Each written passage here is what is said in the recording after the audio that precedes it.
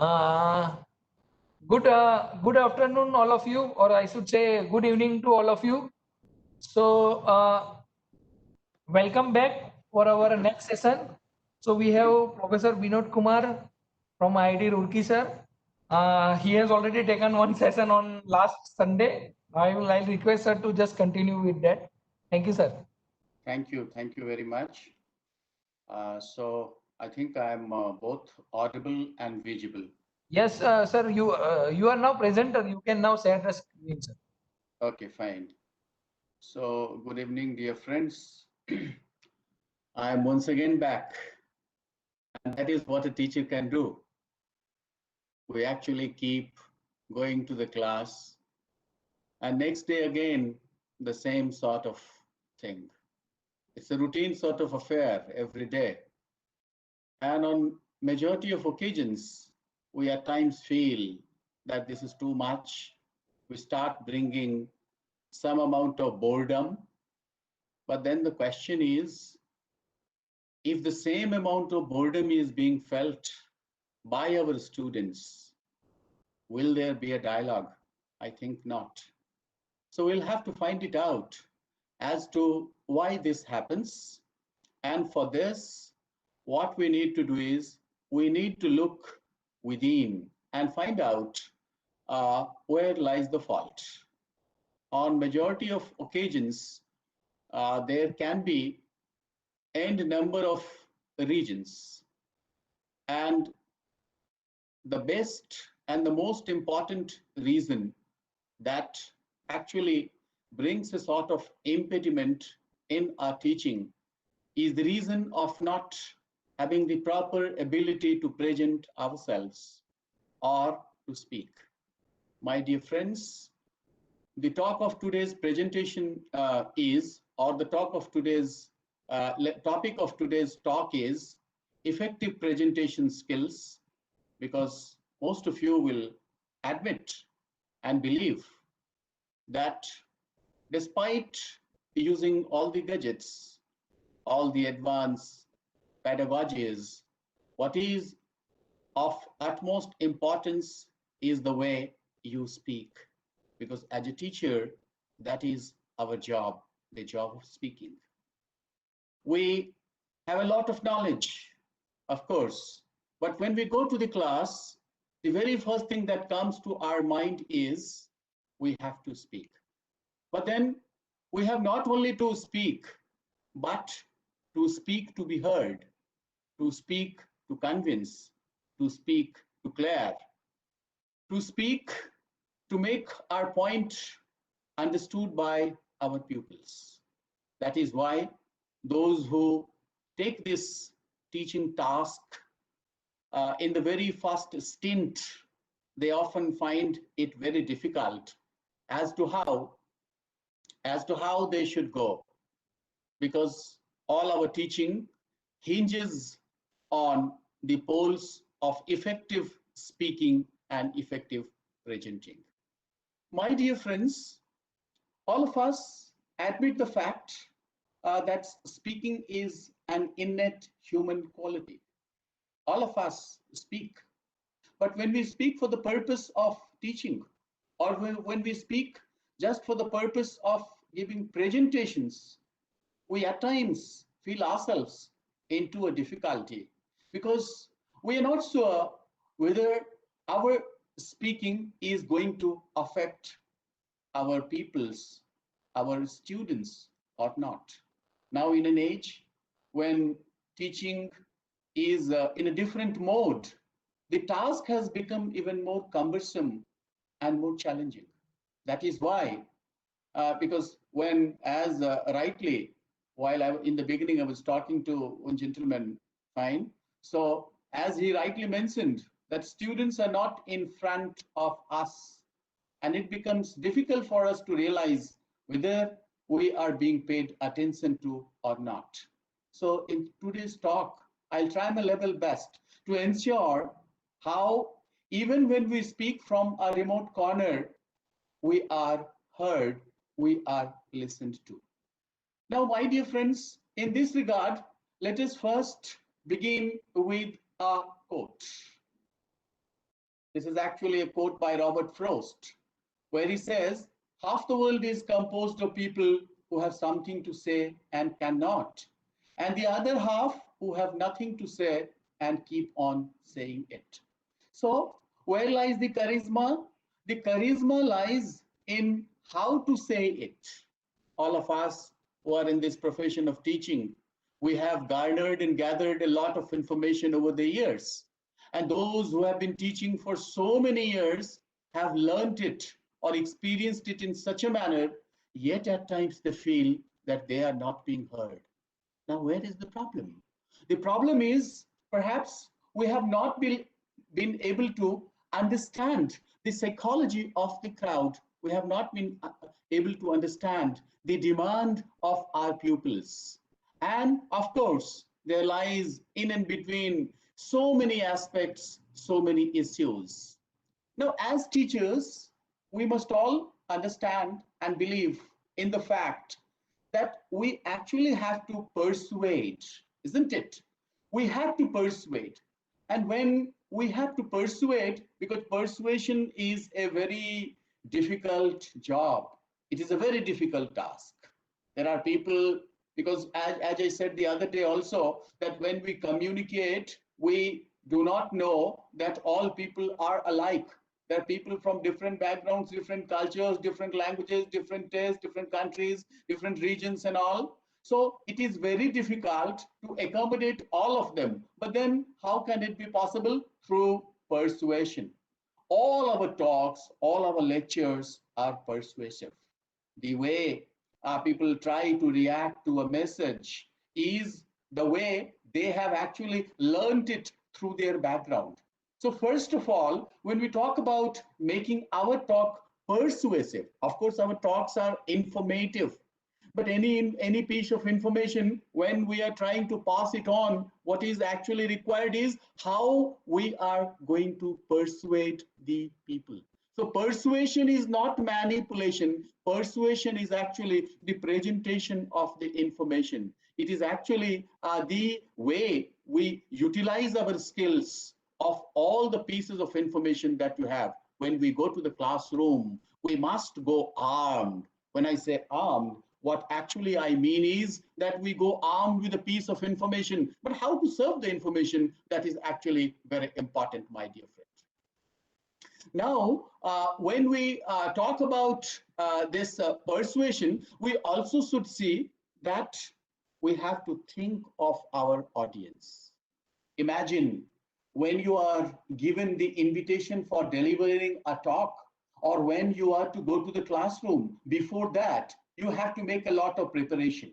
I mean, you should think that you do not know any of them. You should think that all these people having different backgrounds, they are just like statues. But how can we motivate? How can we persuade these statues? That is where lies the question of imagination and anticipation. We must anticipate and we must imagine that they have got only very little information. Of course, in certain cases, you know who the people are. In certain cases, you know who your listeners are. But there are many cases where you do not know. So in that case, you have to apply a very different sort of, I'll call it the medium way, the Madhyam Marga, so that, and when you apply that Madhyam Marga, it will include so many things, not only positivism, but the piece of information that you are going to carry forward to them, how you are going to serve this information. I think there can be seven mantras of persuasion. The first is belief. What do I mean by belief? The belief that whatever I have prepared or whatever I am going to serve them with, they actually are accurate. I mean, the information is authentic. I mean, when you have a belief in yourself, and how can this belief come? How can this confidence come? This can come from reading. No? Nowadays, after a certain stage, many people think that they should not read. They should not spend much time. But many of you will share with me that a good teacher or an effective teacher reads throughout. Before we go to the class, Have we really seen what are the new developments in that area, whether it be science, whether it be arts, humanities, literature, social sciences, what the topic that you have taken for your talk, you should also see what new has been covered, what new has been discovered. Because these students will not listen to you unless and until they find something very useful in your talk. You have the knowledge, no doubt, nobody doubts your knowledge. But at the same time, when you are serving this knowledge, are you also having some amount of empathy? Because sometimes when you ask somebody to prepare their lecture, they prepare too much. I often say, you should always carry more information than required. But how much of information should be given, that actually depends upon whether we are being empathetic to our students or not. I mean, when we say empathetic, there are so many factors involved into it. Not only the content, but then not only the why, but also the how the content is to be served. If there is a question, how patient we are towards the question. If we are doing it, are we really energetic? After a certain amount of time, you will find, my dear friends, many of us feel ourselves very tired, haggard, and there is no enthusiasm. When it comes to enthusiasm or animation, what we do is we think our slides should only have the animation. My dear friends, that only is not the be all and the end all of it. The animation should come from your voice. The animation should come from the way you have a grasp over the words. And are you really consistent? When I say consistent, I mean the way you started in the beginning. Were you able to maintain the same energy? Of course, there may be certain ups and downs when you are going to speak. Let us also try to understand that when we are going to the class, to a new class, say, for example, after this pandemic, when the new normalcy will return and you go to the class because you do not know who your pupils are, initially you may have some bouts of nervousness, some bouts of anxiety. And this anxiety may be possible in the way, especially those who are the novices, those who are the beginners, those who are the new person in that trade, they may come across this. A sudden dryness in the mouth. How should I speak? What word should be my first? What sentence should be my first? The heartbeat will be too rapid. And there may be a sinking feeling in the stomach as to what will happen. What can happen, my dear friend, if you are not able to perform in one class? Will the sky fall down or the earth crumble? Not at all, I think. So there can be a difficulty with the abdominal control, but all you need to do is you need to remain patient. You need to have a sort of control over it, because if you feel that you have some amount of anxiety, this anxiety may subside only when you are preparing. You actually start preparing with the aim to know who is on the other side. Who is on the other side? Have I packaged my content well? I mean, all of us have got only 1 hour or 40 minutes or 50 minutes or 2 hours for a lecture. So how much of information, how much of content is to be delivered? And out of that content, because as you see, it is only one way affair. No, you are on the other side, I am on the other side. In and between is a platform, in and between is a laptop, and we are not able to see each other. Either some of them might have switched off their camera or their microphone or whatsoever. But then we must anticipate that the goods that we are going to give them, it is properly divided. What sort of tools am I going to use? Am I simply speaking by looking at my notes or cards or whatsoever? Or am I also drawing it? Nowadays, there are several facilities when you can write things and that can appear also. And nowadays, there are other things also that you can bring certain visuals, certain charts, certain graphs, certain pictures, what sort of it. And then am I also aware of time management? I have been provided only, say, I've been provided only 40 minutes or 1 hour. So how can I do justice with it, my dear friend? And moreover, how good or bad is my voice? Of course, one thing that is very important, because we are, neither you nor me, not able, we are, both of us are not able to use our non-verbals. Now, when we are not able to use non-verbals in the proper shape of non-verbals, for example, there is not a physical classroom where we can see each other, where there is no proper eye contact, where there is no proper body language, what sort of non-verbal can work? Your para language, I mean your voice. Your voice will work. So with the voice you can command, my dear friend. With the voice we can command. And you must also learn the tricks of fighting nervousness. And many people often say that even though I prepare with utmost caution and devotion, when I go to deliver, I really feel frightened. I am actually scared. My dear friends, when you have this nervousness, you should feel very happy. I mean, happy in the sense that you have started realizing, happy in the sense that you have started striving for excellence. That is why you are feeling nervous. A person who has decided that he cannot feel nervous, meaning thereby he is thoroughly rigid, he does not want to bring any improvements. If there are some bouts of nervousness, the meaning is nervousness is good, isn't it? Because it generates new thought. All of us are nervous, all of us are anxious at certain point of times. And when you are nervous, when you're anxious, imagine when a player goes to the crutch for the first time and he is waiting for the bouncers by the bowlers, how nervous he is. And on 9 out of 10 occasions, you might have found that out of nervousness, he has done well and he has created history. There are examples replete in all sorts of games. So like that, when you feel some amount of nervousness, there is an extra energy, emergency energy within you, and that will propel you to work more, and you will lose count of time. And by the time your presentation or your talk will come to an end, my dear friend, you will find that there are all clappings, there are all shouts and all. So how has this happened? So nervousness is a positive energy.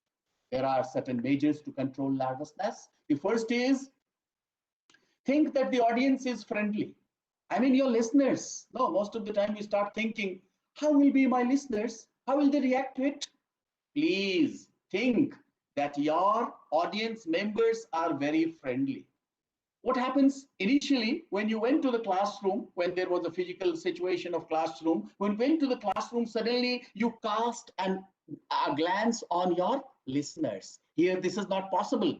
But then imagine that they are waiting. All these people on the other side, they are actually waiting. They are waiting for you. So they are very friendly. They might be thinking, well, of course, there is no indication of getting the proper feedback. But so long, and nowadays they have also started giving feedback by chatting, by giving something in writing. That is the feedback that we can get. Actually, man is so powerful, my dear friend, and so imaginative. And man can anticipate so much that he will never leave you thinking that you are not getting feedback. The feedback is coming. And remember, no one can be perfect. Perfection is a misnomer, my dear friend. Many people often feel that they will fail. Let them fail. Will they fail every now and then? Not at all. What will happen? Nothing will happen, my dear friend. So tell yourself that it is okay. I'm doing well. Since people have got good feedback of mine or about me, that is why perhaps they have invited me for this talk. Otherwise, there are thousands and thousands of people roaming here in the streets of Rome. Fine? Meaning thereby, please think, my dear friend, please think, my dear friend, that nothing will happen if there is a failure, meaning thereby there is success waiting for you. So I always say, when I try to bring certain quotes, I say, please let us have some sort of illusion, because illusion is glorious. खुशफहमियों में भी जीना एक कला है, कौन कहता है presentation bala hai. So my dear friend, be positive. Whatever you are going to give them, that actually will work wonders. And since you have prepared, if you have prepared, nothing can help you lose, rather it can help you win. These are actually the 4 or 5 things, 5 areas in which you should actually keep into consideration so that you can excel in speaking. Ideas. All of us have read, volumes and volumes. So we have ideas. But these ideas, no, you have ideas. If you do not have an idea by reading more and more books. If you do not have pieces of information, spend, need, or rather spend midnight oils so that you can actually have lots of information. And these ideas are to be articulated. And when you are articulating the idea, see to it that you articulate it well, meaning thereby you have a proper pronunciation. By pronunciation, I mean we are not Britishers, not Americans, we are Indians, fine. And wherever you are, please see to it that every word that you speak is clear. That is what I mean by pronunciation. In case where doubts are there, please consult a dictionary. Nowadays, every cell phone has a dictionary, fine. And you know, the beginners, I always tell them that they should actually give a presentation in front of a mirror, record their presentation, and then after recording, they should make it being listened to by somebody. And whenever they listen it, they will also find there are some pronunciation problems. Look into the dictionary and try to improve your pronunciation. Next time when you speak, you will speak better, my dear friend. And those who feel stress, they should practice some stress busters. What do I mean by stress busters? Breathe deeply. No.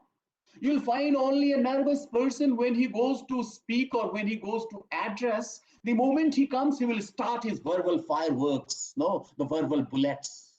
No, my dear friend. That does not reflect your maturity. When you go there, when you start speaking, take some deep breath, speak the first sentence, and speak the first sentence which you can take the help of your memory, or you can begin with a pause, you can begin with a quote, and then when you start speaking, you will find all those you have prepared, they will start coming to you automatically, provided you are honest, provided you are sincere. I would like to share with you all, if you might have read the famous play Julius Caesar, and you know the story, that Caesar and Brutus, they were friends, but Caesar was killed. And one of Caesar's, friend, who was Antony, Antony wanted to speak. Antony wanted to speak on Caesar's funeral because everyone believed that Caesar was a traitor. And you see, when he managed to speak, the very first sentence that he spoke, that actually captivated the crowd. So the first sentence should help you captivate the crowd. And you see what he said. Friends, Romans, countrymen, lend me your ears. I came to bury Caesar, not to praise him. The evil that men do leaves after them. The good is oft entered with the bones. So let it be with Caesar. And if you read the entire one, you will find so beautifully the language has been arranged.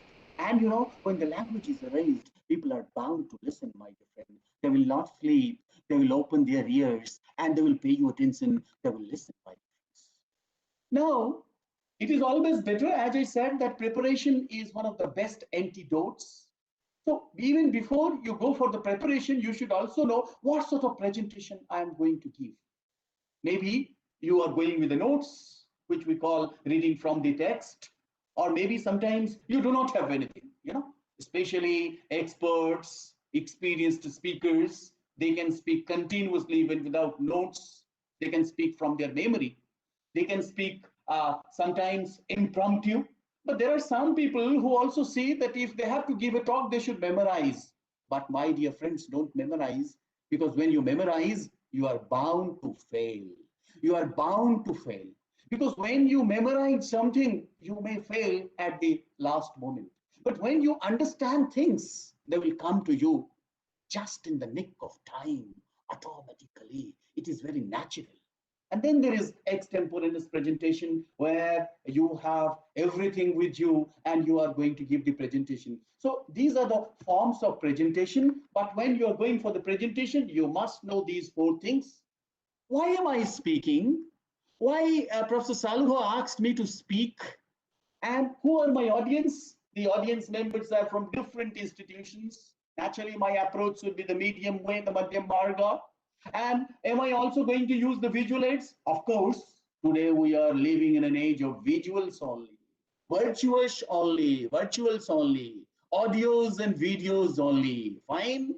There is no physical presence. All of us are not together. And then having all this in your mind, then plan your presentation. When you are going to plan your presentation, you should also ask yourself that whether you have prepared yourself all these skills, time, delivery, how are you going to deliver? Body language, that's very important. No, body language is very important. And then effective language, I mean the choice of words and then the pronunciation. Time, as I said, if it is 1 hour, so that 1 hour has to be divided into several parts, because every talk or presentation will have 3 parts: the beginning, the middle, the end, and in between there'll be so many things, isn't it? And then delivery. Should you be fast? Should you be slow? Should you be moderate? Should you be too slow? Or should you adopt a policy of both fast and slow, I mean medium? Because every sentence that you speak has to be understood by them. And that is what I mean to say, how many words per minute? And that you will realize when you know your audience members. If audience members are people who are professionals, of course, many of them are well versed, but not majority of them. So 125 to 130 word per minute is the average speed. Nowadays, technology has made us faster rather. So maybe we can go to 140 minutes, 140 words per minute or 160 words per minute. But then when we are doing that, we should also have to be careful about our body language. Is the body language positive? When you are going to the classroom, the very first thing, your receivers will receive you with this sort of appearance that you are going to bring to the classroom, whether it be online or offline. Your voice, no, your psycho-physical appearance, fine. I mean, whatever we have, sorrow, joy, whatever, but then we actually have to maintain a sort of poise that is actually, because our face is a junction of all sorts of emotions. And it is only through emotions that you're captivating your crowd. It is only through your emotions that you're capturing them, my friends. That is why I say non-verbals are very important. Here, I'd like to remind you of a very beautiful quote by Freud, who says that, many of us actually try to hide our emotions. But Freud says, he who has eyes to see and ears to hear can convince that no mortal can keep a secret. If his lips are silent, he chats with his fingertips. Betrayal or faithlessness oozes out of him at every pore. That is why at times when we are very much tired, our students do not take us very seriously. And you are, however hard you're trying to hide your tiredness, but then it appears on your face, because face is the index to the mind. A false face will have a false heart within. Now, since our job is to convince the audience, what should we do in the first instance? In the first instance, when we start, we should actually size up the audience. Size up the audience. I mean, whatever subject you are teaching, in every subject, there is a scope of captivating them, either with an episode, either with a quote, either with an experience. And my dear friends, speak directly. I mean, speak directly is meant that you are having a sort of conversational tone. It is not that I'm imposing my views. I mean, in between, if I can take certain questions, in between, if I can say, am I going the right way? Am I audible? Am I visible? Is my approach okay? Can there be some room for some questions? And at times, give a personal touch and use humor if possible. But please remember that when you are using humor, the humor has to be relevant. We should not use irrelevant humor. Otherwise, you will be the only person to smile and rest of the person will feel themselves beguiled. Isn't it, my dear friend? So what we need to do is we actually need to see that whenever we are using some light-hearted jokes or whatsoever, they are to be rational. They are actually to be relevant. They should not be, of a different nature. Fine. Today we have to be very careful about the words that we use, because the third eye is always looking at us. Now comes what sort of aids you're using. Science and engineering people, they are using lots of aids. We people of literature and humanities, we do not have aids other than our lips. Sometimes we are borrowing these aids from your computer guys, where we are bringing some charts, some figures, no, some slides and all. But then whatever aids we are going to use, the aids are to be prepared well in advance, and the aids have to be specific. I mean, you should not be a slave to the aids, rather you should be a master of aids. There are many surveys where people say about many of us, about teachers in particular, that he simply reads out the slides. My dear friends, whatever you have brought with yourself, please explain. If you have brought points, let the points be explained so that it appears that we are very sincere to what we are going to say, what we are going to express. Interpret the aids, and aids have to be specific. Now comes presentation plan. How should I present? You have the aids, you have the content. Now there should be a presentation plan, and this presentation plan has to be prepared much beforehand. And in this, you can bring animations or whatsoever. Remember, my dear friends, in a physical classroom,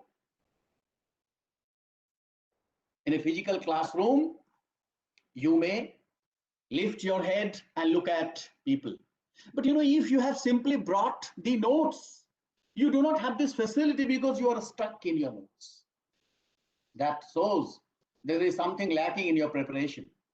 No, you prepare it in such a manner that the moment you go to that point, that relevant point, you start blabbering like anything. And as teachers, we are interpreting a lot. So interpret them and use quotations, note cards, whatsoever. And when, see my dear friend, the psychology of the crowd is when you are in a classroom, they actually expect you to stand up. Here it is not possible. I cannot stand up and give a talk unless and until I'm giving it from a hall.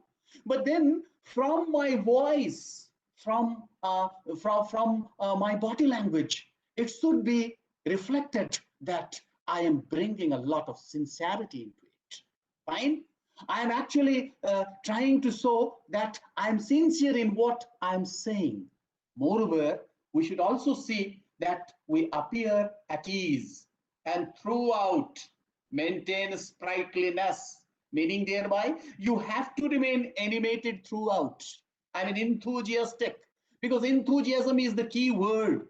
And those many people who say that students nowadays do not pay attention to, for them, my sound advice is, and according to my experience, that perhaps we do not pay much attention, and that is where, if they are not able to, we must try to find out where lies the fault. Fine? So if we understand the fault, maybe next time when we go to the classroom or to deliver a talk or a lecture or a presentation or whatsoever, we'll take those things into consideration and perhaps we'll become more vibrant. Now comes voice. For teachers, I will always say, your voice is your identity. Aapki awaaz hi aapki pehchan hai. But then your voice carries both intentional and unintentional messages. I mean, how much stress you are giving to a word, to a sentence, to a unit, to a thread. How much of force is there? Because, you know, force reflects hope, optimism. Fine. Moreover, there are certain words where we have to maintain some amount of neutrality. That is where I say rate and quality. As regards pronunciation, I do not impose on all of you that they should put pronunciation, or they should apply the pronunciation as foreigners, but they should follow received pronunciation. Fine? Either they are using words or they are using sentences. When we talk of pronunciation, you should also think of the intonation. I mean, all of us are following received pronunciation, and we must know where we are giving the stress, because the stress is very important. And stress, the linguistics people will tell you that there can be primary stress, there can be secondary stress, and that stress keeps on changing the way the sentence has got its meaning.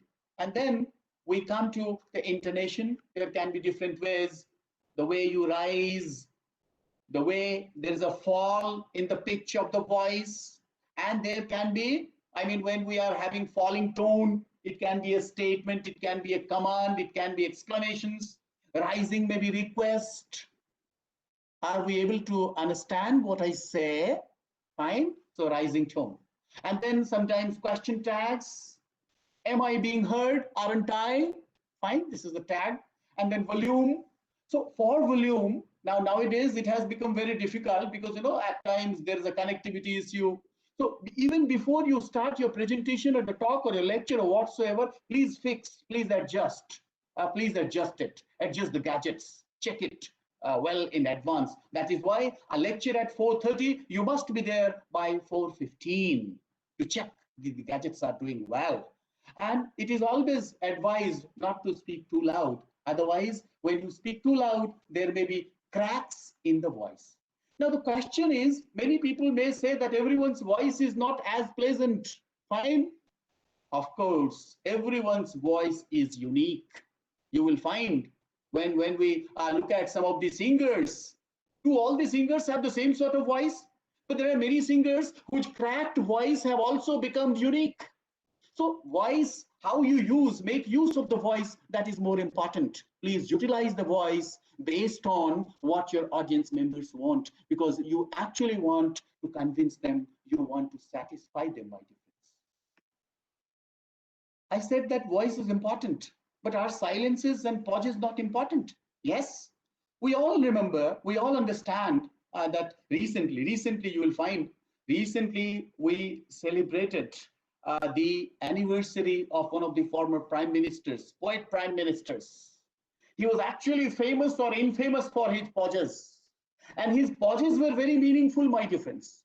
So both your silences and pauses have got meaning. Try to situate meaning in your silence and in your pauses.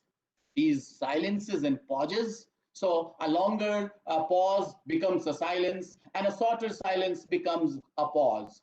Pauses will help both speakers and listeners. It has got the dual quality. It not only helps the speakers, to us speakers, it helps because we are able to review what we are saying, and to the listeners, they are actually trying to interpret and correlate.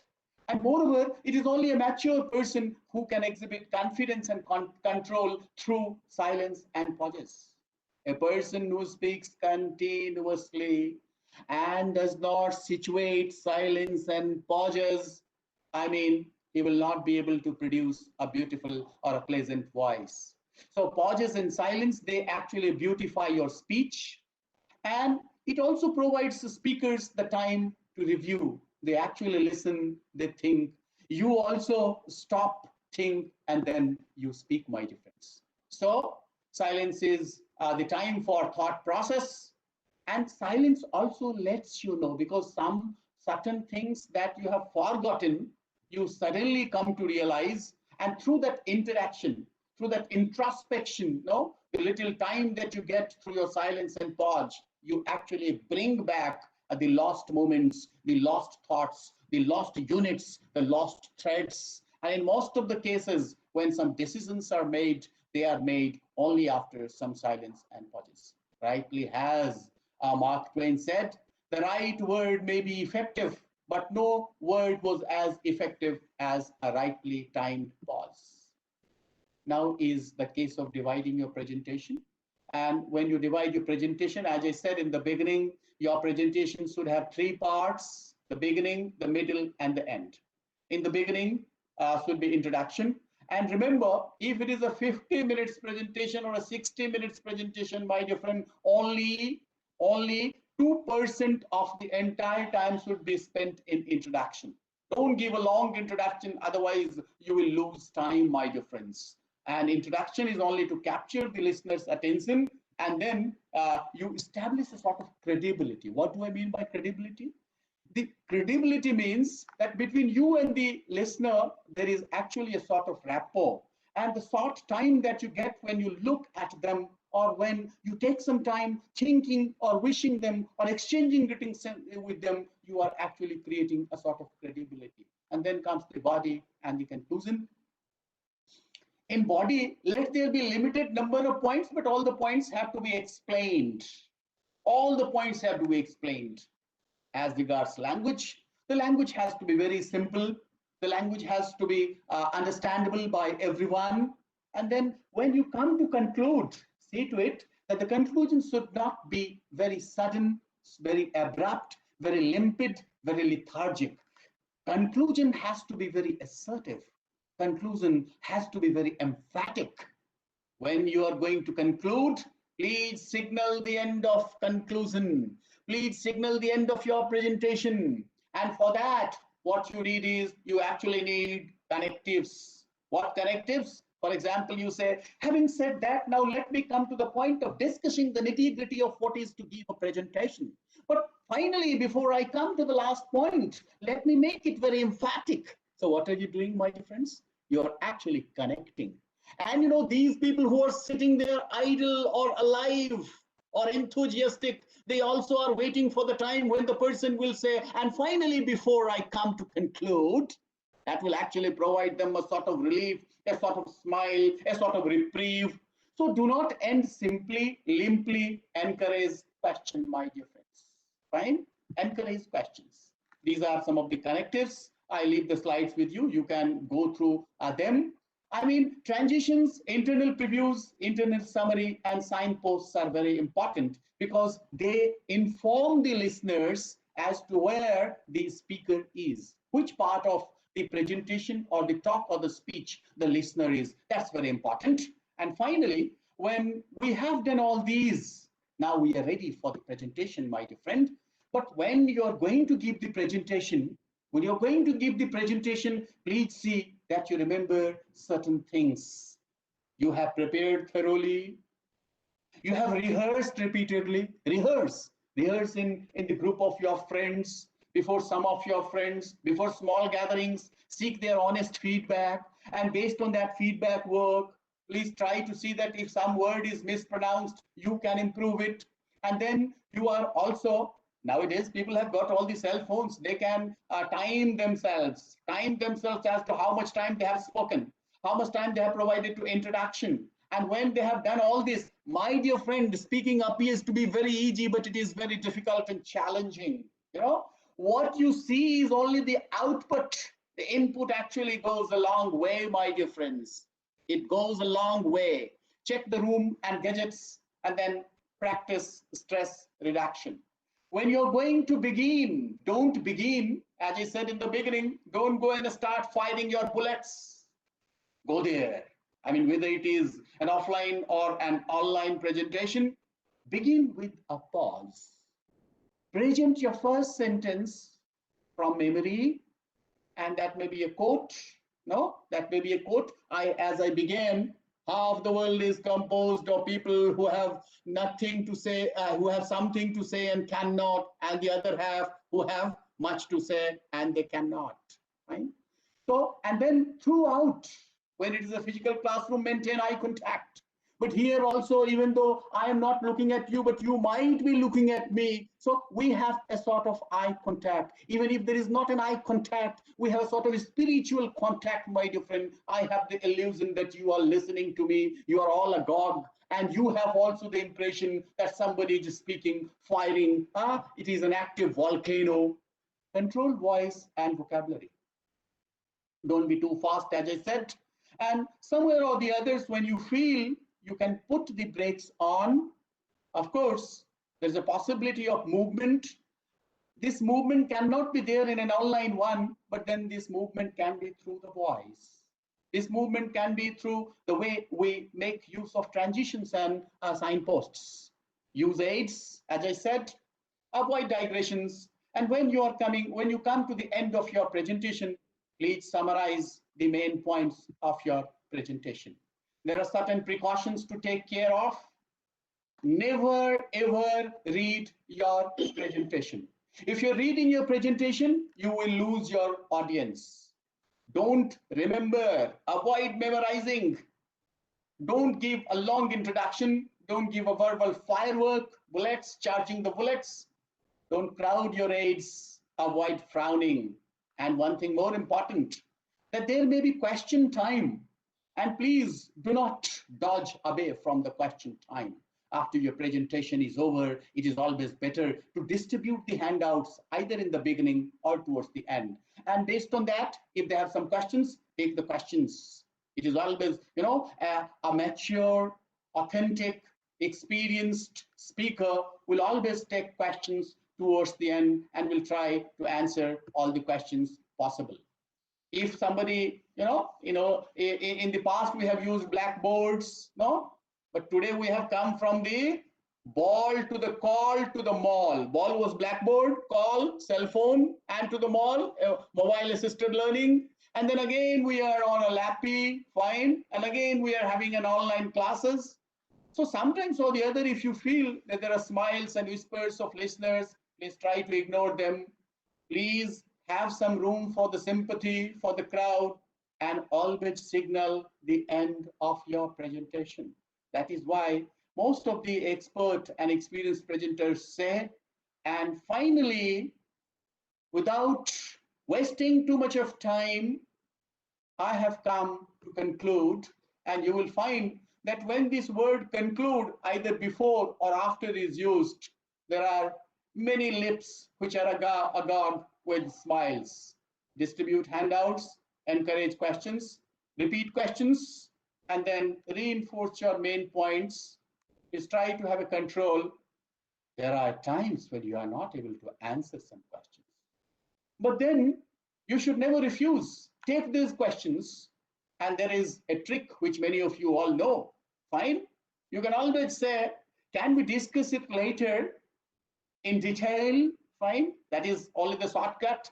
But I think most of us will not have this sort of, situation, because we are all teachers and we will all feel that we know the answers and will try to satisfy. End with a summary and appreciation. My dear friends, whether it is a presentation or a talk, much of it depends upon what is your intention, how and what you have intended to do. Here is a quote by William James which says, if you wish to be rich, you will be rich. If you wish to be good, you will be good. One must then only wish these things and wish them with exclusiveness, and not wish at the same time 100 other incompatible things just as strongly. Meaning thereby, whatever you do it with utmost concentration. There goes an old proverb, when I eat, I eat, when I comb, I comb, when I run, when I dress, I dress. Meaning thereby, the more concentrated we are, the better presentation or the better speech we can make, my dear friend, because all of us are teachers and all of us should also know how to control ourselves. Teachers are full of knowledge and they always want to give as much as they can. But as there goes a quote from Katha Upanishad, where it is said that one must have the ability to control he which possessed of supreme knowledge by concentration of mind must have his senses under control like spirited steeds controlled by a charioteer.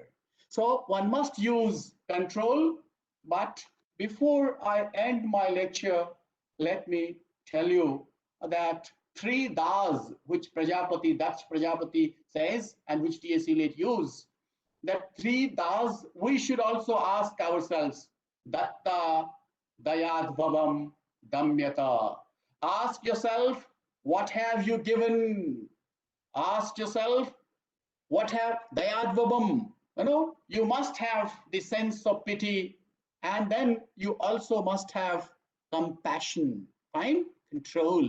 So datta, damyata, control, and then dayadvabam. With these words, let me conclude my lecture of today. I'm sorry I could not stop at 1 hour because, when I have crowd like this, when I have listeners like this, can one stop? Because all of us initially are poor speakers, but our listeners only make us better. And that is why, let me say, all the great speakers were born poor speakers at first. And with this, let me thank you all for your patience. Thank you once again. Thank you all for patient listening. Thank you very much. Thank thank you, sir, for the presentation. I think everybody now come to know that what is the best way to present in front of the large gathering or maybe in front of the people. So if you have any question, participants, please you can write down at the chat box. Those who are on a Facebook, I can also take those questions. Yes, yes. Even I'm here. If they have any question, they can ask or they can post their questions. Okay.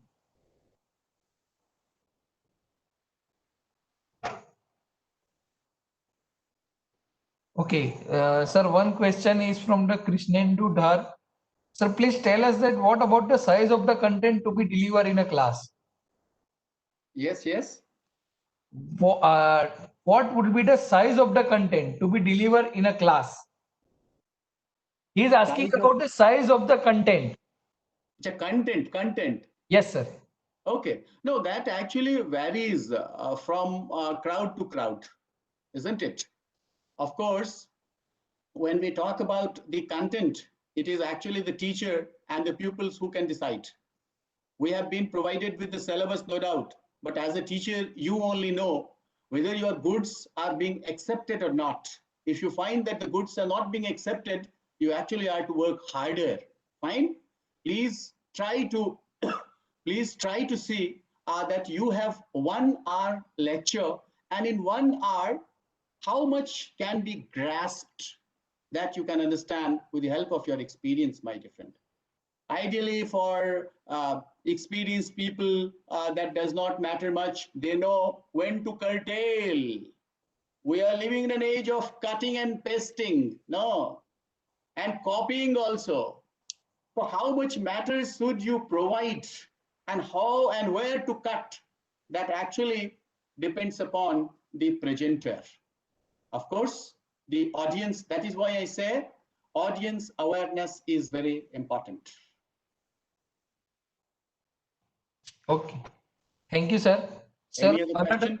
another question from a Devraj. Yes, let there be questions. Yes, sir. Another question from a Devrajan. How can we complete a talk nicely? What kind of statement may be the signature statements? Towards the end, when you have recapitulated, when you have actually summarized everything, in a physical classroom, eyes are the mirrors, no? But in a classroom like this, it is not possible. But even then, you must feel, as a teacher, you will feel, if I do not perform well in one of the classes, no, I try to find fault in myself. And the next day or in the next class, I try to bring some more material, how I can make my teaching more effective, more interesting. Where was actually the gap? So this is when we analyze and interpret and introspect, then only we can understand. It is always better that you try to give them more in less time, but the opposite of it can also be dangerous if the quality of your pupils are totally different, because we do not have the same sort of people in our classroom. We have to keep into consideration the background of everyone, and their nodding, their eye behavior, their behavior in the classroom will itself tell you. That will come to you with experience, my dear friend. Okay. Thank you, sir. Yes. Another question from Vidya Sagar. Yes, Vidya Sagar. Whether it is relevant or not, but he is asking that, sir, how to memorize lots of matter during presentation. How to Memorize lots of matters during the presentation. I say don't memorize. If you memorize, you will fail. There is no need to memorize. Try to understand. Understand the concepts. There is nothing to memorize. You can memorize some of the quotes, some which are certain terms which are very important, certain definitions, but you cannot memorize everything. If you memorize everything, it will appear that you are not, you may appear to be very spontaneous, but you are not spontaneous. No, I tell you one very important experience. One of my friends, he memorized an entire talk, and the talk began with a quote by a very famous person.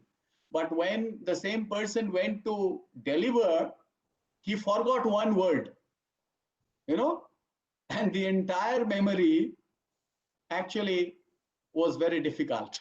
So he was actually made a butt of laughter. So it is always better not to memorize, rather to understand. And that will come with time. Yes. Okay. I can see more Sir. questions. Please take questions. Yes, sir. Next question is for Pawan Kumar Sukla, sir. How much time we should spend with the audience before start of the PPT and after the ending? In 1 hour lecture, how much time we give for the PPT presentation also? How much can you handle? That depends upon you. His first question is how much time we should spend before and end of the talk? Before and end of the talk with the audience. No, the question itself is not clear. Sir, the question was how much time we should spend with the audience before start of PPT I see. after the end. So when you start your talk, spend at least 2 to 3 minutes. My dear friend, there is a psychology that when you start your presentation or your class or your talk, when you go to the days, the students actually are expecting that the teacher will cast a generous look on them. And when you give a generous look on them, that is actually the period you are creating a sort of credibility or a rapport. Everyone wants to be looked at, my dear friend. No? We actually make a lot of preparation. What dress should we wear? How should we look like? And if you do not pay attention to them, meaning thereby you are ignoring them. Who would like to be ignored in a day in today's world? So spend at least 2 minutes, and this is up to you how in one moment or two moments you can have a look at everyone. I mean, that is what we call eye contact. Oculesic behavior, fine. So rotate your eyes, and in between your presentation also you can divide your eye behavior from one corner to another and from the middle. That is how everyone feels that they are included. Otherwise they feel that they're excluded. Yes. Okay. Any other? Sir, one last question from Okay. Swarup Nandi. Sir, what is the preferable font size and font style in any presentation? I mean, He's talking about the preferable font size. Preferable font size and style. Okay. Style, there are several styles. Had there been only one style, you could not have a choice, my dear friend. You have been provided with a choice. But how you are going to use that choice? If you use a font size which is not readable, then it is very bad. Even when you are making slides, see to it that there are limited number of points on each slide. Here I would say that only 4 to 5 points should be there on one slide. Not much. Otherwise, it will appear to be crowded, and sometimes it will disturb you as well if you are not experienced one. You do not know where to skip or where to cut, and you want to share everything. And with this goal of sharing everything, you are not able to share everything, and you create a mess out of it. Okay. Any other question? I think, sir, one more question, if you allow. Then Yes. Rajkumar Soni wants to know that is vocabulary an important for an effective presentation? It is, of course, important, but if you make use of very advanced vocabulary, that is not effective. No, some people have a tendency of using big words, but then that may appear to be high sounding since others will not understand. And as teachers, our main role is to convince or to make them understand. So why to use such vocabulary? Use vocabulary which everyone can understand. But there are times where you find that a particular term only is appropriate. So there only that vocab should be used. Okay. Any other question? I am still there. Not any, sir. Thank you, sir, for spending time with us, and thank you for this such a wonderful presentation. I hope everybody would be benefited with that, and next time they will also take care of whatever the point that you have suggested for a effective presentation. Thank you, sir, again.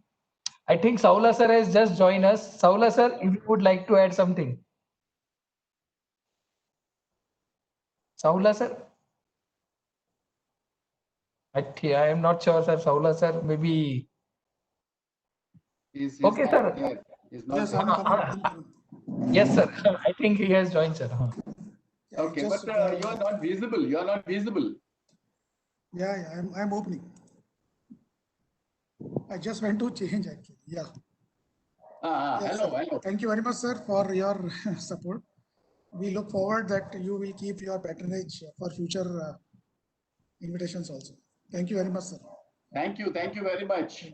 You Thank have actually made this possible. No, sir. This is because of you, sir. No, sir. We are very happy and very glad to have you, sir. Thank you very much. Thank you. It's my pleasure. It's my pleasure. Okay. Thank you, sir. Thank you, sir. Thank you, Bharatji. Thank you. Okay.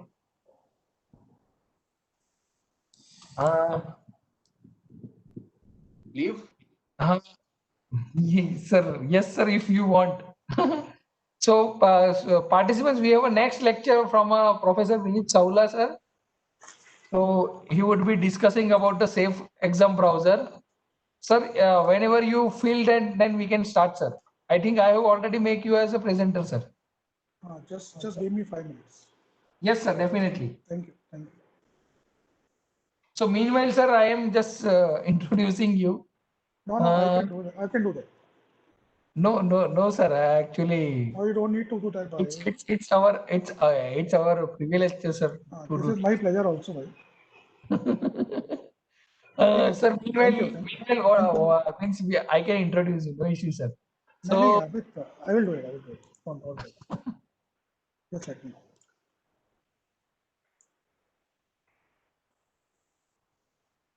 okay, participants, if you have any specific doubt, then you can let us know. Just to inform you that tomorrow we have a exam, which is the quiz 3.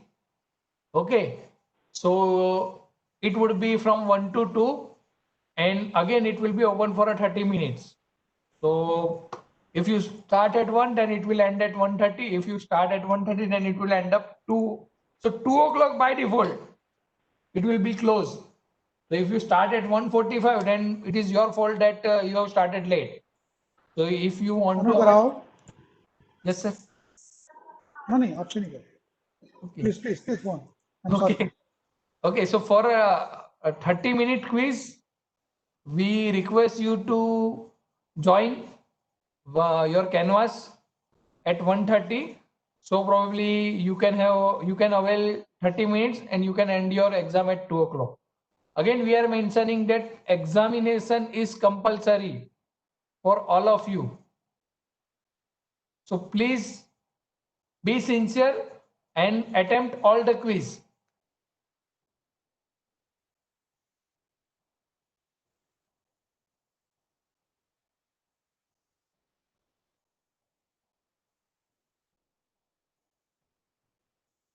So the next lecture would be delivered by Professor Vinit Saula.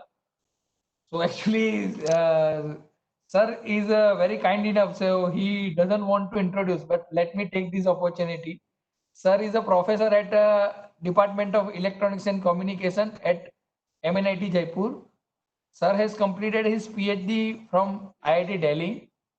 Sir main interest is in modeling of cognition, resilience, trust and security in hardware, EDA for VLSI and embedded system. Sir has more than 80 journal papers to his credit. Sir, sir has already completed 12 PhD students under his credit. Sir has completed 5 research projects till date. Sir is a senior member of IEEE, Life Fellow of IT, Fellow of Professional Membership Society of IEI. Sir has a Professional Achievement Award for the contribution in the field of computer science and engineering given by a Institute of Engineer. Sir is also a Principal Coordinator of Electronics and ICT Academy, under which we are conducting this all the workshop. So sir is a Principal Coordinator for Electronics and ICT Academy at MNIT Jaipur.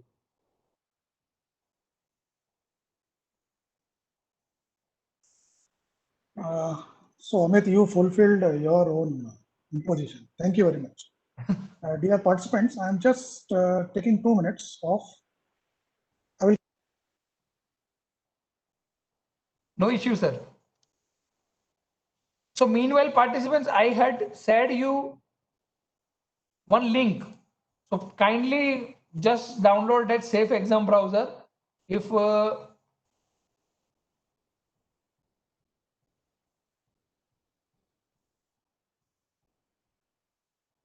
I am again pasting that link.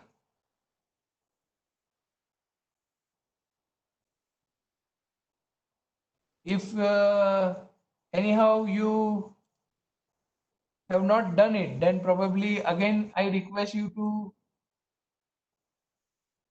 install it.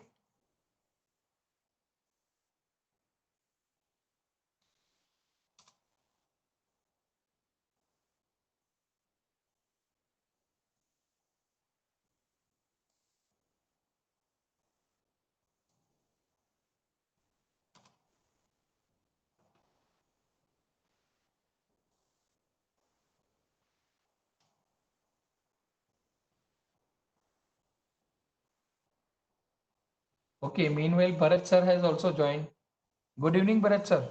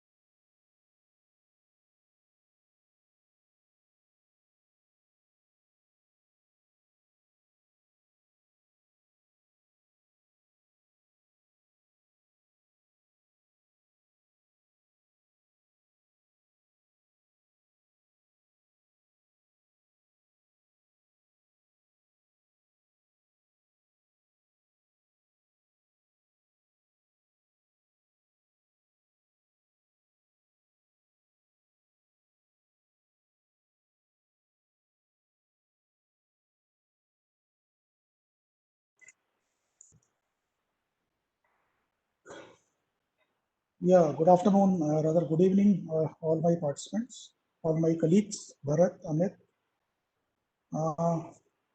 I'm just here to let you know of some of my experiences. Is that okay? So experiences are all different dimension wise. Amit, I'm audible? And I'll Yes, sir. just let you know that. Yes, sir. So Yes, sir. You are audible. creating, Your thank you. PPTs are Thank you. visible. Thank you. So creating content is something like you can assume and imagine that we are going to have a MOOC. Each of you is now going to have a MOOC. A open course will usually have 4 quadrants content. No? In that you have the content delivered, then you have content to read, 2 quadrants. Third quadrant is for assessment, and the fourth quadrant is for discussions, interaction. Interaction, by the way, is the feature of the platform. So we do not have to much bother about it. Assessment is what we have to design. Now, if you are taking some online assessment, you are much worried whether he can go some internet, search for examples, search for the solutions, and paste it for your own question answers. So there are no foolproof replies to this, as you would have listened to Professor T.V. Prabhakar. This is called proctoring, proctored examinations. So proctoring is in various ways. You have the camera looking at the candidate, whether his gestures are suspicious, or you can even have some restriction on his electronic device. That restriction on which he is taking examination, we block his all applications, is called browser locking. So I may have a browser, these are available, don't bother. We just have to customize. So we may have a third-party browser, web browser application, which a candidate has to open. Otherwise, quiz will not open. First condition. If he opens that on his system, he cannot work on anything else. He cannot open the task manager. No application can be opened. He can just work in that browser only. And quiz will not open outside the browser anywhere. That we have to assure. And that is a property of that browser. So I'm going to discuss about 15 minutes on that. It's called Safe Exam Browser. Is that okay? Very simple to configure. Only thing is, it has two versions of understanding. We must understand use of browser and configuration as a teacher, and we must also understand what we have to tell students about that browser and download. The downloading of browser is common for a teacher and a student. A teacher modifies the configuration file, locks it with a password, and sends it with all the students, right? Is it okay? This is a very simple job. I will do it in front of you, and will mail you the Safe Exam Browser connection file where you can take a quiz. So if those who are interested just now can open up and download the browser and keep it on your desktop, the link. The second part is slightly oblique. That is something like, is there anything which can record my lectures on my laptop so that I can create videos and post it later to my MOOC. So if we have a live lectures, we use the web conferencing platforms. Which one we are using? WebEx. Microsoft Teams is one of other platform for web conferencing. I'm getting few queries. This Safe Exam browser will not install on your Android. This will install only in the Windows and Mac. Is that okay? Only Windows and Mac. So those who are having only mobile, they can try it later and come up there with their questions later. I will be there, don't bother. I will make all of you confident to those many steps which I know.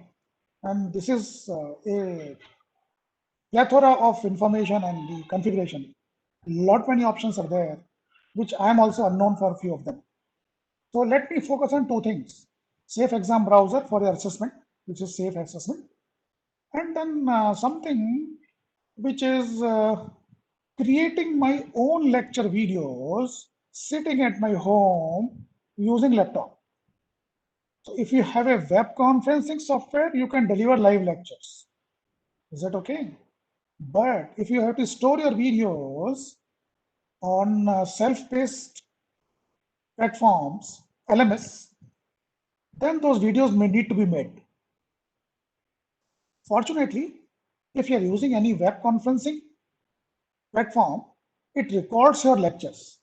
So you can sit down in your Solace and open that web conferencing platform and pretend as if there is a class and record your video. That's all. And nobody else is there. And you can save that video as a MPEG 4 This is the optimized storage video. So you always try to store every video in .mp4, MPEG-4 version protocol. That what I'm going to tell you is there is a one or two tools by which we can record our videos. I will give you demo for 3 of them. One is built in the tool, PowerPoint. PowerPoint need no other recorder. PowerPoint itself can record. Other one is a very simple recorder. And the third one is a open source recorder, which is very, very versatile. And I do not know all the feature of that, but it is only limited by the imagination, which is called Open Broadcast Software, OBS. Right? Let's go. So I'm acknowledging I have collected information for various universities, various others, and the MOOC and those kind of things.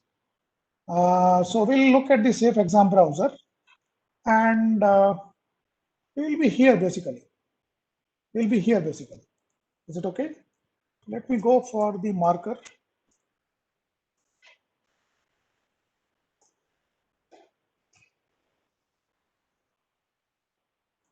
I'm trying to have a marker.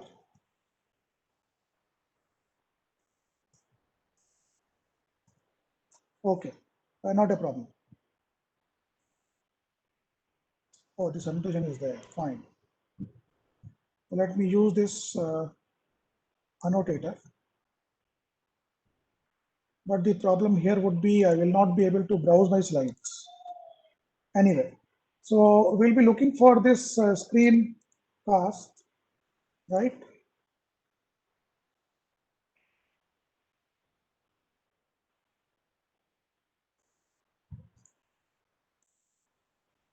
And we are going to have this, right?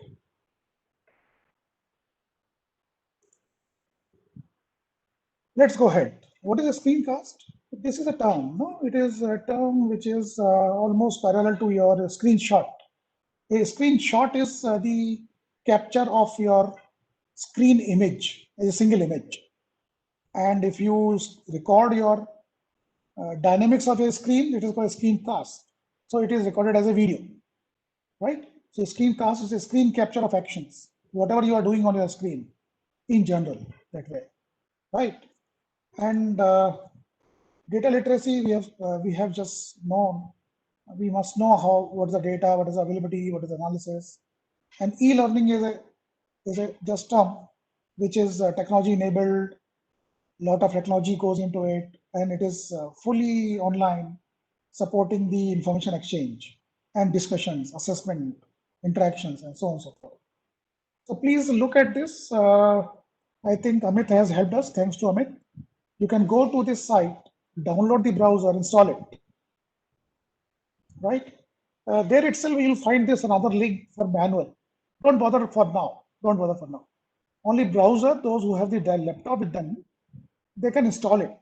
Only thing is on that laptop which you are listening to me, we are interacting, don't do on that because you will be logged out.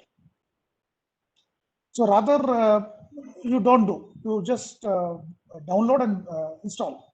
That's all. Is it okay? Fine. So for next screencast, I will be taking up Active Presenter, which is a very simple tool. You can download it from atomisystems.com. I will not ask you to do any hands-on today for this. I will do it for you. And then next I will take OBS, not these two, not these two. Okay. So Safe Exam browser, if you open it, right? If you open it,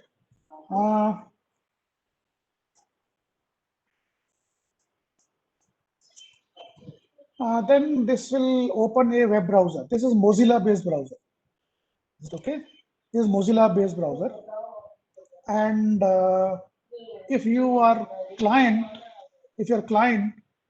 right, and you are a student taking examination, then a configuration file may open a URL. That will be exam URL. So you can do that. To quit that browser, you have to type Control Q, or you will have a red button in the browser, right? Red close button in the browser or quit button in the browser. There is no other way. If your teacher has logged it up with a password, you must know the password as a fourth option. So you have a quit button in SCB browser, control Q for quitting, or a red close button in the browser. Fourth option is must know the password if it is set by the teacher. If you don't know how to quit SCB, don't enter. Your system will be logged out. Please. Okay, so I'm going it now. As a teacher, what you need to do as a teacher. So when you install Safe Exam Browser, it will go into one of your folder, program files or program files x86. One of them definitely. This will the folder. In that folder and down somewhere inside, you will find this file. This is main important file for a teacher. This is SCB config tool.exe file, right? It will open up a window where we can configure many features in some 8 to 10 tabs. I will show you that on the slides and give you a live demo also, and take the quiz before we move on. Is that okay? So in that, when you click this SCB config tool exe file, it will open up. I'm still doing, what I'm doing is I'm configuring so that a configuration file which will be generated later can be sent to all students. Now, what is the configuration? Just three things. I will put my password so that nobody can open my configuration file. Second, I will put a link which leads to the quiz. So I have designed a Google quiz, right? I have designed a Google quiz. So I have taken a link and I am embedding that link in my configuration file, which a student cannot know because password is there. Is it okay? And the third thing is I have to extract my configuration file out of this to be sent to all students. That's all. Very small. 3 steps, very short. However, there are 10 steps to configure. I'm not going to detail on that. So if some of you have installed in a second laptop, you can open this SCB config tool.exe. If you open it first time, you will find this. Okay, so I am not getting that anyway. So my images are not coming here. My images are not coming here anyway. I can just let you know 3 tabs. General tab. For general tab, I will set my password. Config file tab, I will put my quiz link, right? And then exam tab, I will put, in exam tab, I will put my link. So this is a link for my Google quiz, which I do not want to open to the world and to the students. I want to hide this link inside the configuration file, which can be opened by SCB browser only. Is it okay? So let me go to that and look at that. No, so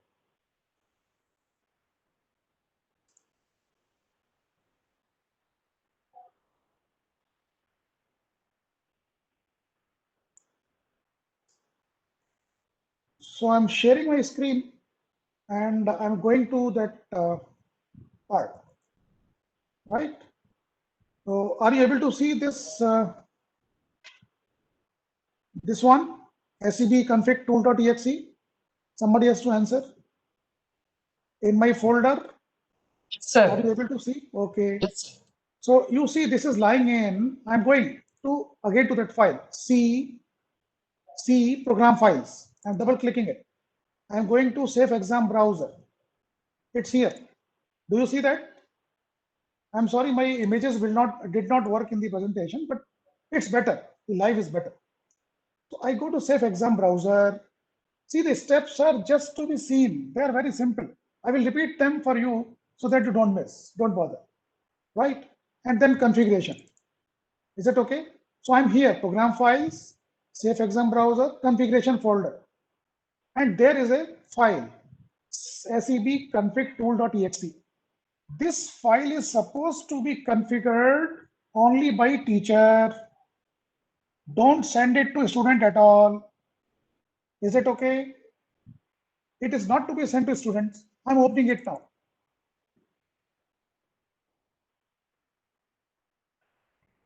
Okay, so I don't know whether what password I have set here, but I will try to have it.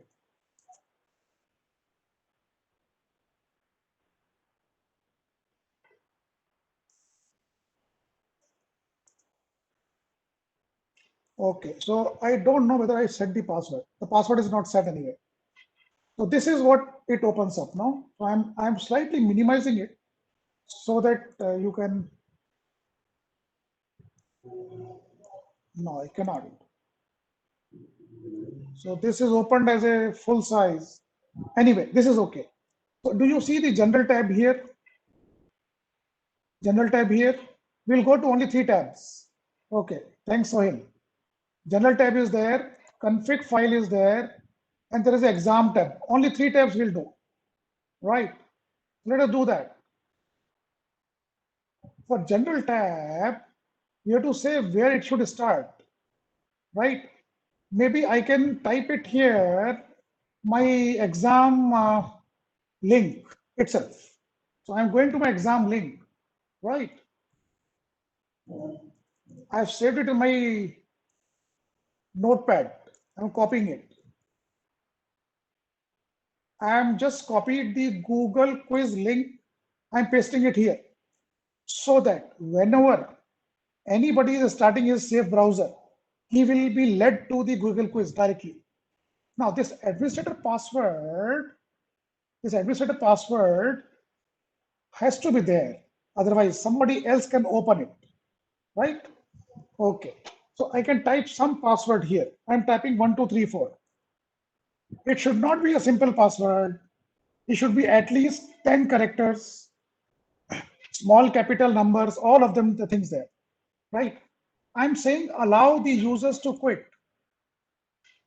right? Allow the users to quit so that their system is not logged. If I do it, don't allow, then it is a very strong locking. He cannot leave that till the quiz is over at all. Is it okay? Or I can allow the user to quit, but I can set an unlock password. So let us not complicate the things. Very simple. I have pasted here the quiz link. I have set the password for administrator so that this configuration file, if anybody accesses, he cannot open it. Is it okay? Second tab, the config file, right? So it should be the configuration of the machine or the exam. Two options are there. So first setting is starting an examination. So if you just want to have one quiz only, then you go for starting an examination. Just take one examination and forget about it. But if you want to take multiple quizzes, then you configure a client for every student. So I'm clicking configuring a client for once and for all, right? And this is preferences in Mac. Somebody has a Mac, so he can also, we should support him anyway. Okay. And then I will have the password. This password will be applicable for configuration file later, not for this file. Do you see that? The tab is for configuration file. Within this tab, will generate another file, which will be sent to students. For that, I have to set a password, right? 6789. 6789. So any student who will be receiving my configuration file must be told this password. Then only he can open. So by that way also we can screen out those students who are long absent. So they will not know what has happened, right? Downloading will happen, don't bother. So this is there. Now we can save this, all these settings, but let us first set this. No? So I will come lastly to the save settings or save setting as, right? We'll do that. We'll come back. What I have done is configuration file. I have clicked configuration of a client once and for all. And I am setting a password for this SEB file. Is it okay? Now the third one, the exam. What is that you want exam to be, right? So for this examination, I have nothing to do, but we can say clear the browser session when starting a exam. All browser things should go away, and you should come back that way, right? So this also is simple. So I'm not configuring anything else. Else, all the things should be okay. All the should be okay. Presuming that all default are okay. So I will now save the configuration file. So what I'm doing, I have a tool, configuration tool, by which I can generate configuration files. I can generate configuration files, one for each quiz. Is it okay? So I can say I'm doing it only for one examination, start an examination, right? So I will save it, save setting as. It will lead me to almost some folder. So better to save it in a low known location. So I'm saving it in documents, and I'm opening my own SEB.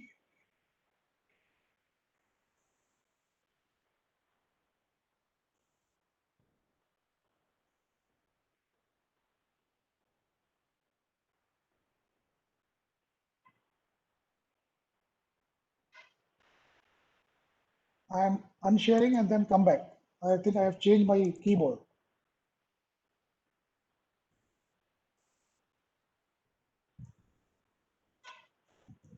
Okay, so I'm back. I'm back. I'm trying to save.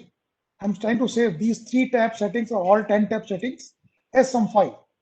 I'm doing it as a document, and I'm opening a new folder, SEB for students. Is it okay? Now I have to mark this SEB client setting, right? For quiz on 18th August. That's all. So I will remember it. Now, this configuration file cannot be opened. This SEB file cannot be opened if this password is not told. 6789. Please note down. 6789. 6789. 6789. Now, if I close my this file, this current file, tool.exe, I will not be able to open it because I have set admin password. What is admin password? Admin password is set to 1234.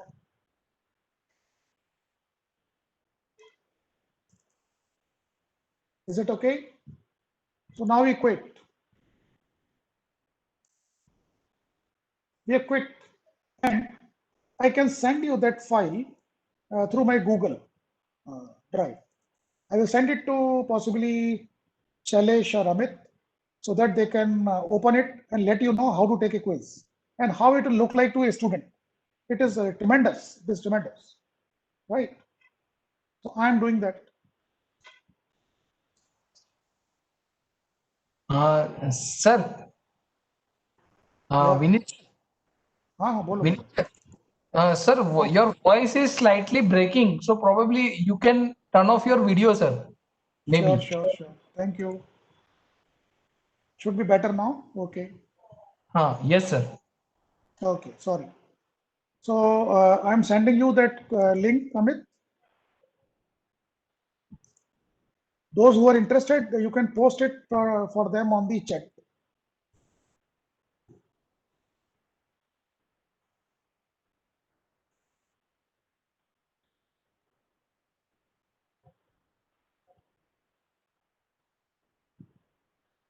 If possible, sir, send to academy email ID. Yes, sir.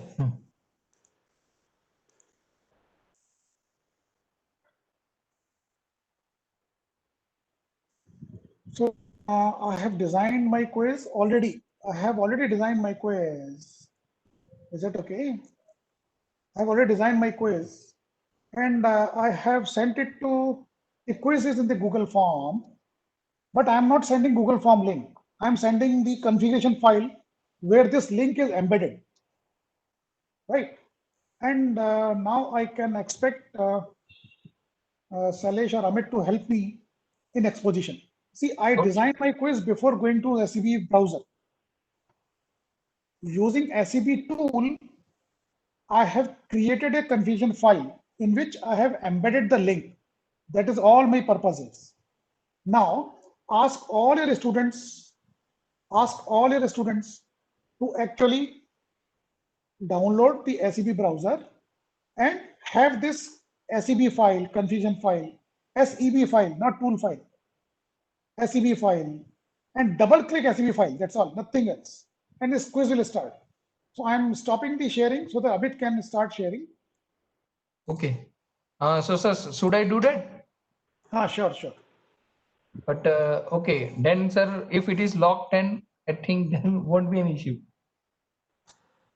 No, but your screen will be transmitted now. Okay. Okay, so you cannot transfer the rights to me, but you can always quit. Quit Sir, password is not there. yes, sir. Means what you want, sir? You have to share the screen. Application Okay. sharing will not